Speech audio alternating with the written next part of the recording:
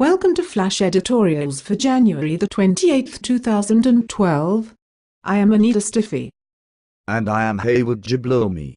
Flash Editorials is presented by www.dumpdc.com, Russell D. Longcore, owner and editor. Everywhere I go, people stop me and comment how much I look like the black version of Russell Longcore.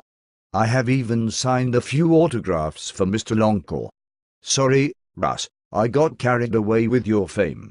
Now to the news. The Nation Part 2, Barack Obama delivered the State of the Union address this week. Big deal.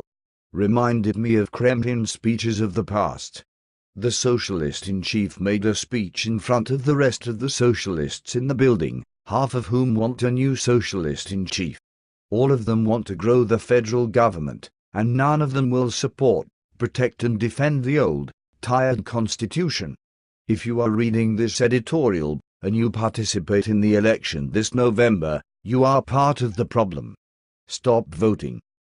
The Nation Part 3, Las Vegas billionaire Sheldon Adelson openly owns Newt Gingrich.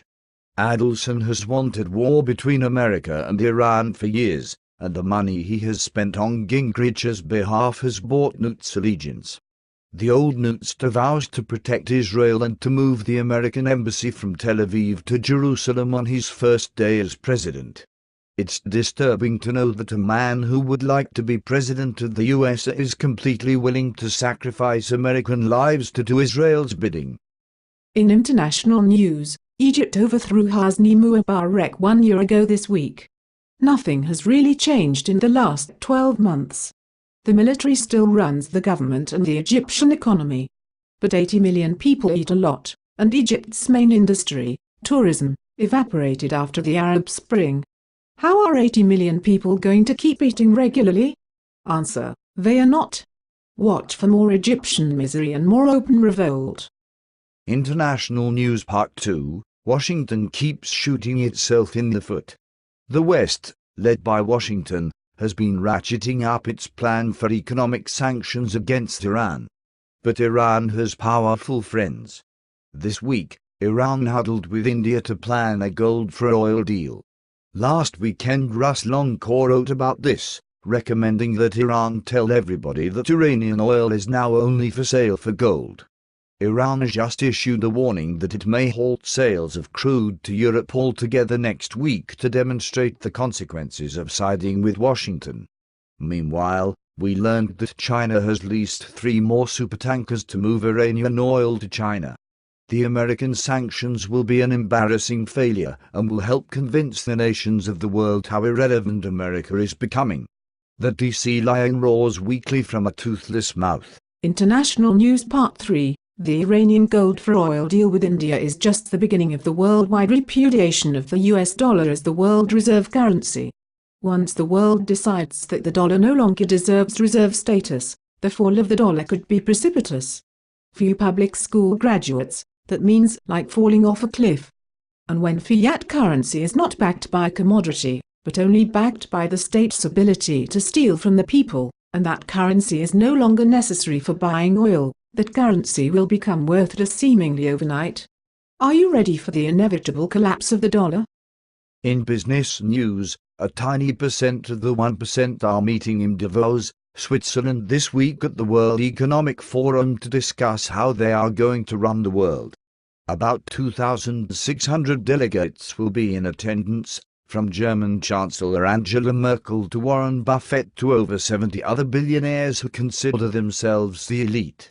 I can nearly guarantee that returning to gold-backed money for sovereign states will not be on the discussion group schedule.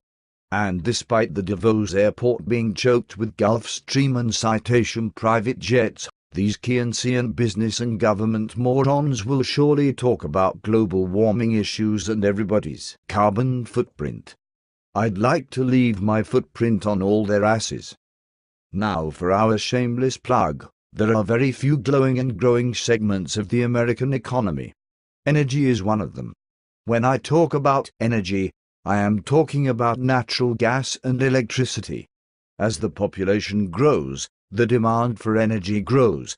Energy is the last major monopoly to be deregulated, and deregulation is sweeping across America. And when deregulation occurs, there is a massive transfer of wealth from the monopolies to the new competitors.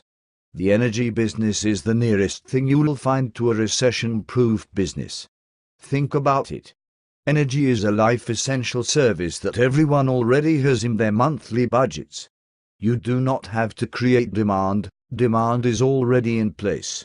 Just imagine if you had an energy business in which you got paid a little profit every month when your customers paid their energy bill, just like the big guys get paid.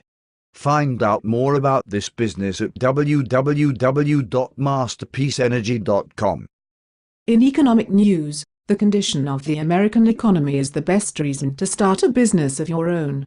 New unemployment claims totaled 377,000 last week. This economy is still in a deep recession. Reasonable people don't talk about the economy recovering when nearly 400,000 people a week lose their jobs. Let's look at sports. I've been 100% wrong in my Super Bowl playoff picks. Patriots and Giants. Perhaps Eli Manning will turn out to be the greatest of the Manning brothers at the quarterback position. But Peyton will always be the funniest. His hosting of Saturday Night Live is a high watermark in SNL comedy. In entertainment news, the Grammy Awards happen on February 12th. Of all the awards shows, I like this one best. The music is great, and musicians can be counted on to wear nearly anything, or nearly nothing. Remember Pink's performance on a swing 2 years ago wearing nothing but ribbons covering her dainty areas? A lot of guys still watch that on YouTube. Also, the Screen Actors Guild voted 87% to 13% to merge their union with the American Federation of Television and Radio Artists. Haywood and I are non-union talent, working here in Georgia, a right-to-work state. That cheap bastard Russ Longcore would never sign a union contract. He is always keeping us down, probably because we are black. Ahem. Well, Anita, that was interesting. Nothing like the rantings of an angry black woman to wrap up the broadcast. Me. I love working for Russ Longcore. Great guy. If it ain't broke, don't fix it, I always say. That's all for tonight. Thanks for watching. Speaking for Anita Stiffy, I am Haywood Jablomi. Good night and good luck. Dump DC, 6 letters that can change history. Copyright 2011, Russell D. Longcore.